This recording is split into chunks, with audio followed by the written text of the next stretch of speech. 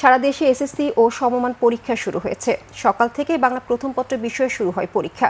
রাজশাহী শিক্ষা বোর্ড সূত্রে জানা যায়, বিভাগে এবার মোট পরীক্ষার্থী 1,81,904 জন। এবার রাজশাহী শিক্ষা বোর্ডের আওতায় 8টি জেলার 269টি কেন্দ্রে পরীক্ষা চলছে। সারা দেশের মতো একযোগে পরীক্ষা শুরু হয়েছে চট্টগ্রামে। চট্টগ্রাম শিক্ষা বোর্ডের অধীনে 219টি কেন্দ্রে পরীক্ষায় অংশ নিয়েছে 1,40,927 জন পরীক্ষার্থী। প্রশ্নপত্র ফাঁস ও অনিয়ম রোধে সতর্ক রয়েছে শিক্ষা বোর্ড। সিলেট শিক্ষা বোর্ডের অধীনে 945টি শিক্ষা প্রতিষ্ঠান থেকে পরীক্ষায় অংশ নিয়েছেন 1,02,872 জন। গত বছরের তুলনায় পরীক্ষার্থীর সংখ্যা কমেছে 6,782 জন।